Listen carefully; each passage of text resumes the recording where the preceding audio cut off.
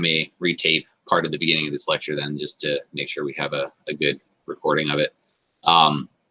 Anyways, we have a move Q instead of move L. So in x86, this last letter of a move instruction tells you what size that instruction is operating on. So move by itself is a 16-bit move. Move L is 32 bits, and move Q is 64 bits. So this is based on word sizes that you might be familiar with the term from architecture and other courses that, a word size is generally like the unit of measure that it's, the larger, something that's larger than a byte, but not, not too much larger. So it's normally the address size of the system, however big addresses are, whether they're 16, 32, or 64-bit. So because x86 was originally designed whenever 16-bit addresses were common, moves are 16 bits, and then they've extended it for backwards compatibility to have move L's be 32-bit and move Q's be 64-bit. So this slightly changes the opcode and the instruction that we generate. It's still a store, but now we're sort of matching against, we match against the store to know that we're doing a move, and then we match against the type going into that store to decide whether it's going to be a move Q or a move L or a move B if it's a byte. So we have to generate a slightly different instruction with instruction selection depending on the types of arguments going into that instruction. Everything else is roughly the same here, other than the fact that we're using, again, an imol Q instead of an imol L. So imol L would have been for the 32-bit version, imol Q is the 64-bit multiply. Because this might actually use different hardware in the system. We might have a more optimized 32-bit multiplier. We might have a different 64-bit multiplier. We probably don't, but we do need to know that we do have to handle 32 bits versus 64 bits. And then we have a different register that's coming out of this. Instead of EAX, we have RAX. In x86, we have this sort of weird system where the registers are 64 bits, but we can address different sizes of that register. So EAX just basically gives us the bottom 32 bits of the RAX register. And then RAX is the full register. And that happens for a number of the registers in x86. So we have to generate slightly different instructions based on the input size of operands going into these instructions, depending on what this is. We can also have floating point versus integer operations or inputs, signed versus unsigned. So, we can see over here we have this I64. If we have signed, I believe we have slightly different IR code that says, whether or not we have to deal with signed overflow. And so this is another thing we have to deal with, is whether these are signed or unsigned operations. We might have inputs coming from registers, memory, or some immediate, like a constant. And there may be slightly different instructions for each of these. So I think in ARM, if you remember from EC486A, there are slightly different instructions if we're passing in an immediate operand versus a register operand to an add or something like that. So we have a slightly different opcode depending on what things are coming in to that instruction in some assembly languages. And we may or may not set error flags for each of these instructions. So we might want to set error flags in some cases in the processor, other cases we might not care. Sometimes we might not have a choice whether we do or not. And so we have to make sure that we know whether or not that's happening, especially for future steps like instruction scheduling. We have to know whether this instruction is setting the flags to make sure that we don't have dependencies between the flags. And so essentially what's happening here is we have the inputs, operation, required semantics of the IR instructions being matched to the ISA instructions. So I have a link here for the Intel manual. And I do not expect you to read much or any of this.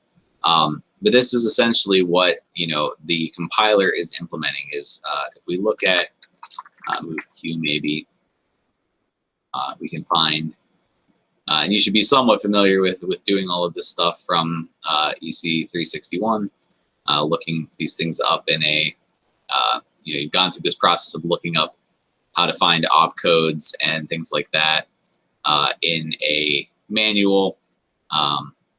Yeah, this is not quite the move Q instruction I was looking for, but we can see all of the different formats that this can take, or an instruction can take on this system.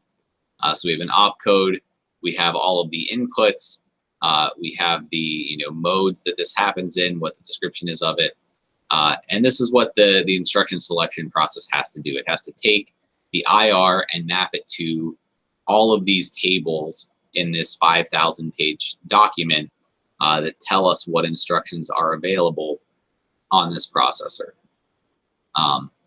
And I do have a note here that this is the list of instructions that are known in x86. So there's actually been some cool work done, if you're interested, work done by some people that presented at Black Hat, that they showed that you could basically look through, intelligently try to generate instructions that are not in this manual, and that you can find instructions that exist on Intel processors that are not described here, but clearly do something.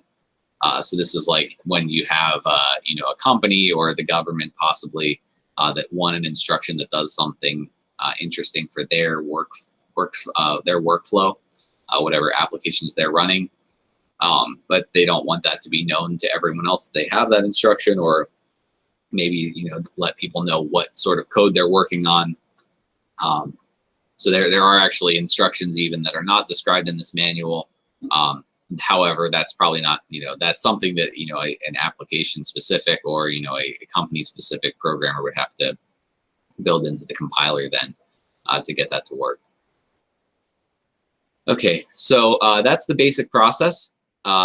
Let's talk briefly about how this works under the covers. So, we're trying to find a matching instruction, taking something in IR, turning it into an actual assembly code instruction.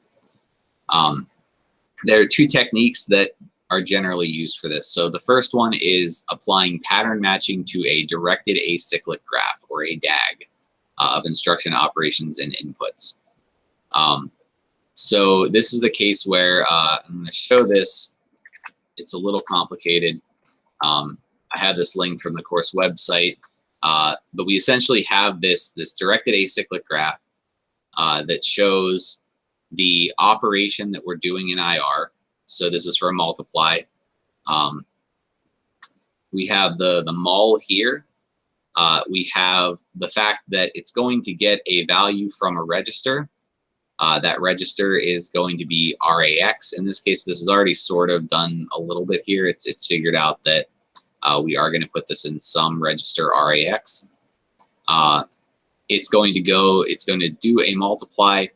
We know that it's a 64-bit multiply, and we know that its operands are going to be here, and those operands are coming from two other registers. In this case, it just says vreg1 and vreg0. So I think in this case, it's assuming that this instruction is always going to put its operand into RAX for x86 assembly. That is, a 64-bit will always target that output register. So we have output register here, input registers here, and we have the multiply. And essentially what we do with pattern matching is we have some pattern, and we want to check these parts of the directed acyclic graph that represents our instruction in IR, and figure out, does that match the pattern that I'm expecting for this instruction that I'm going to possibly generate. So we're essentially looking at the opcode, and then looking at the inputs and anything else about this, like does it set flags, etc., to make sure that we have the right instruction being generated in assembly code. So this shows, again, from the same post, that what we end up doing is matching against a description here of this instruction. So we have a bunch of rules in LLVM that tell us what an instruction in x86 would look like if we were going to generate that instruction, what it would look like in the LLVM IR. And all of these rules are written in the table gen code of LLVM. And this basically gets expanded into a big in-memory table that can be quickly and efficiently searched based on the opcode that we see. So on the left here, we have IMAL66RR. This post here was based on a slightly different form of x86, or different. I don't know if it's actually x86 or if it's just generating a different instruction. But in any case, this is going to generate the instruction IMAL64RR. So this is what we would see in the actual .s code, the assembly code for this processor. On the right here, we have a bunch of boilerplate stuff. It's outputting a 64-bit register. It's inputting two 64-bit registers. The instruction that we're looking for in LLVM IR is the IMAL instruction. So that's what we could see here in our LLVM IR sort of directed acyclic graph. We have this mul, and it's doing it on an integer 64-bit. And again, then we're looking for the fact that we have a 64-bit output and two 64-bit inputs, and we are going to update the flags. So we need to find the instruction that does all of those things. And we have a bunch of these rules in a table.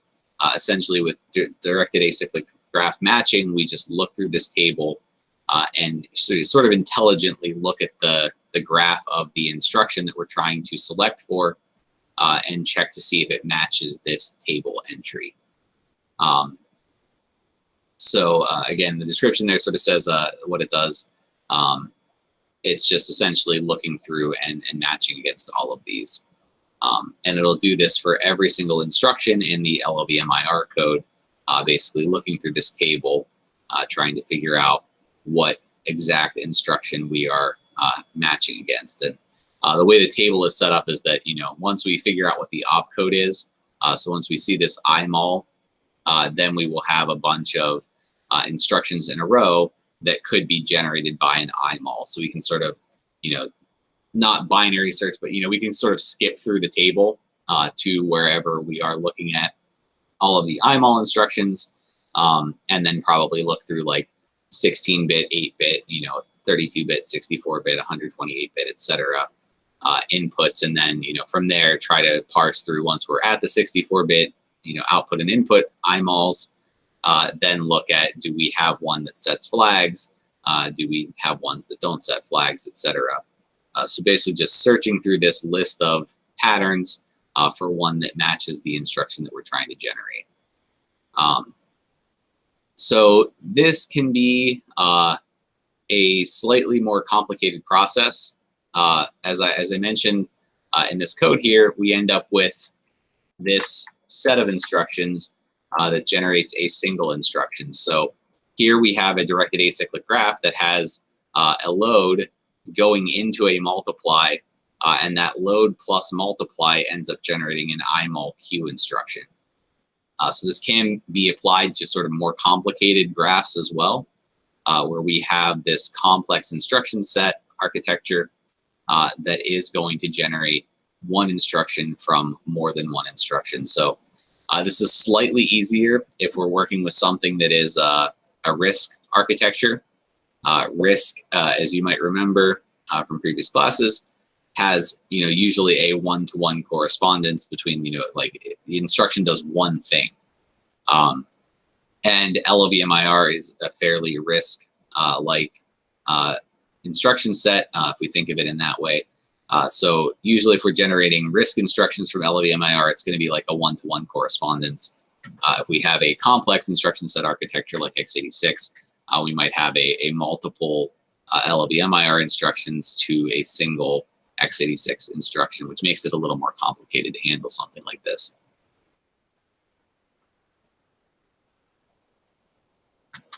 And if we have this sort of a pattern where we can take a load, we would end up with, multiple instructions in this specification here, where we would say that we would have, a load and then a multiply that would be generated here into a single instruction.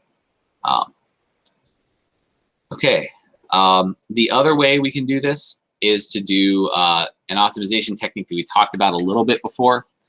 So p-pole optimization is roughly the same as what we talked about when we said that we could have, x to the fifth turns into, instead of, that's equal to x times x times x times x times x, that gets turned into x squared times x squared times x, right? And so this is what p-pole optimization generally does, is sort of looks for, mathematical things, looks for small windows of instructions that can be turned into other instructions. And so we can use this same technique in order to generate the actual ISA instructions instead of doing optimization. So it's roughly the same thing where we have a window that we would sort of look through here and say, okay, let's try for one instruction each. Look at that instruction, look at the next instruction, look at the next instruction, so on and so forth. Just basically scan through the code and look at each instruction to see what does that generate in the ISA. And then also do, a sliding window of a larger size to see, do we have instructions that would fit this for 2 instructions, or maybe we have something that does a load multiply and then store back to memory. And in some architectures, we do have that type of instruction where we could say, I want to load this, I want to multiply it against something else, I want to store it back into this location. So we can do p-pole optimization to basically have this window where we look at some number of instructions at a time and figure out what code that will generate based on those sets of instructions. So it's roughly the same process as DAG matching, but it's slightly different because we are sort of looking at the sliding window rather than looking at the opcodes. And we basically have the same setup where we have a bunch of tables that tell us what patterns of p-pole code would generate a corresponding ISA instruction. So this is done using a bunch of tables, generating some sort of domain-specific language. So you can see here, this is the domain-specific language that LLVM uses to generate these tables. We have a def, which is roughly something like you might see in Python or something like that. We're defining imall64 to be this type, essentially in this domain-specific language. So LLVM has defined that this is how instructions are specified for every architecture that it targets. So you would have this set of tables for every backend target. So if we want to target x86, ARM, anything else, we have to have all of these tables basically for how we will pattern match or p-pole pattern match against the LLVM IR in order to generate the actual target ISA instructions. Okay. So this is one of the things that sort of came in terms of talking a little bit about RISC versus CISC. So one of the early arguments for RISC architectures was the fact that the sort of IR level instructions, it was easy to target a RISC architecture because there's a pretty one-to-one correspondence between what we'd be working with in an IR and sort of optimizing on versus what we would actually generate. And even just thinking about the sort of high-level operations, if we look at the C code again, the C code also has a pretty direct correspondence from instructions or lines of C code to instructions in the in a CISC architecture or in a RISC architecture, right? We have allocate something that holds to 1, allocate space that holds to 10, do the multiply, store that back into memory, etc. So RISC ISAs were sort of easier to work with for instruction selection initially. And so this was one of the early arguments that RISC would be better, was that it was easier for the compiler to generate code for a RISC architecture than it was for a compiler to generate code for a CISC architecture.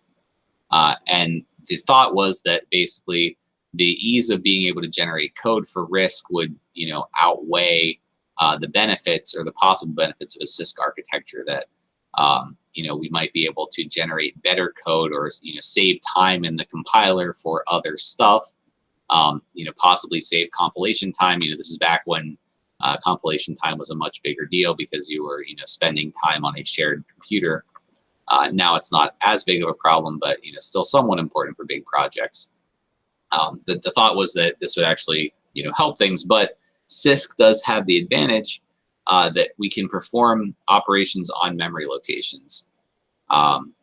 So because of the fact that we have complex instructions, that means that we don't always have to load things into registers. So we can see in this code here, because of the fact that we do this IMAL on 16 RBP, instead of, so we're doing this IMAL based on a stack location rather than on a register, the corresponding CISC code would be to do something like -16 RBP into RBX, maybe.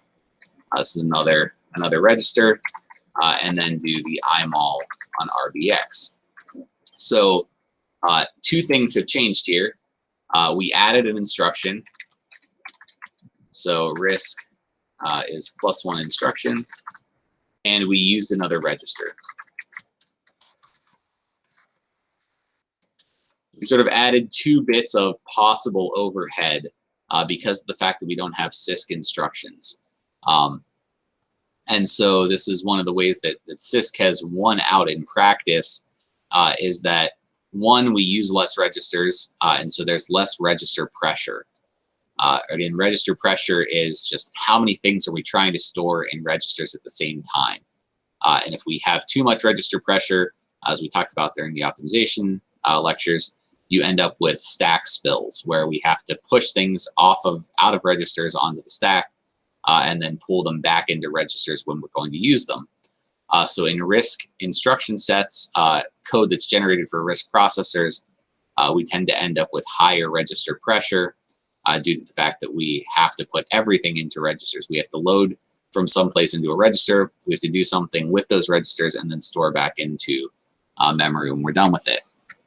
So complex instructions can really help decrease the register pressure, despite the fact that it's a little bit more difficult to do this DAG matching or people transformation to generate code based on complex instructions.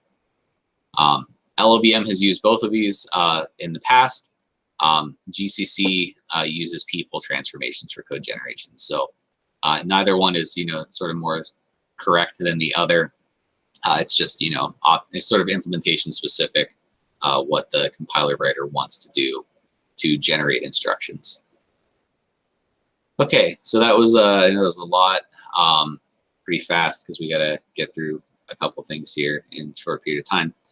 Any questions on instruction selection, how that works?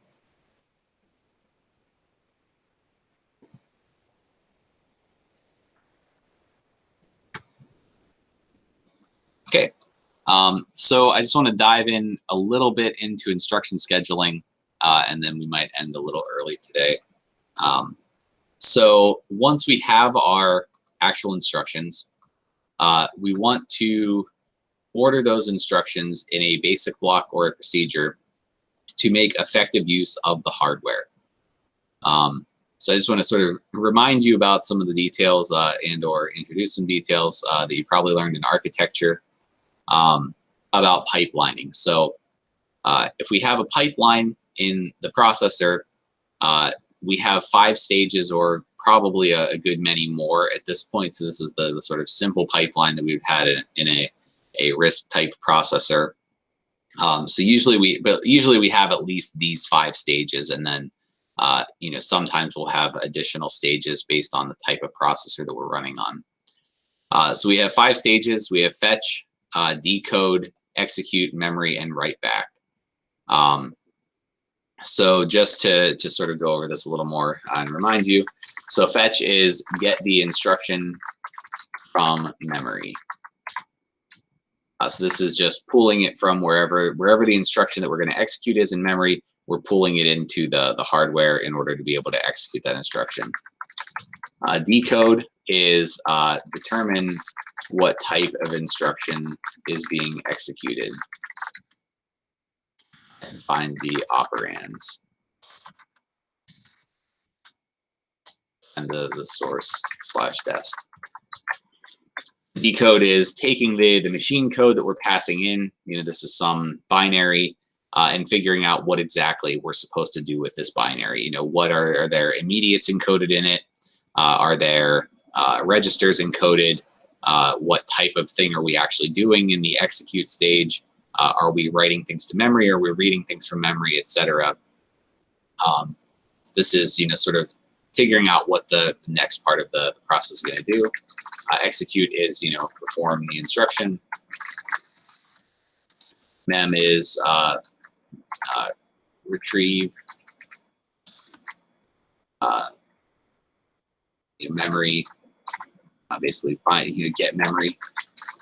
Write back is stored to memory.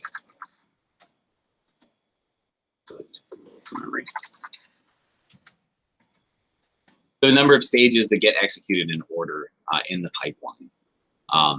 So this is in contrast to single cycle execution, where on a single cycle execution processor, right, we would just do all of these things sort of in a row. So we would, get the instruction, we would decode that instruction, next cycle we would execute it, then we would load from memory, then we'd write back, store to memory. We would sort of do that on the same instruction cycle after cycle, where here, if you recall, what we can do is we can fetch an instruction. While we are, after we fetch that instruction, we're going to decode that instruction. And so while we're decoding the first instruction, we can fetch a second instruction. And then while we're decoding that instruction, we can fetch a third instruction, and so on and so forth. So we have this sort of window of we can continually fetch instructions, continually decode instructions, continually execute instructions, etc., in order to make efficient use of the hardware. So we're always doing something with the entire circuit rather than sort of doing each part in a single cycle. And so if an instruction can't execute, the pipeline stalls until the instruction can. So if we have dependencies between instructions, if we have an add here, the first instruction is an add, or well, let's just look at the code here, right? If we have these in memory, we need to have, for the RISC version here, we would have to load into RAX, load into RBX, and then multiply RBX and RAX. So we, fetch this instruction, decode it, execute it. We get to the memory stage. That's where RAX actually comes in. We get to the memory stage for this instruction. That's where RBX actually comes in. And this multiply instruction can't actually execute until RBX and RAX are available.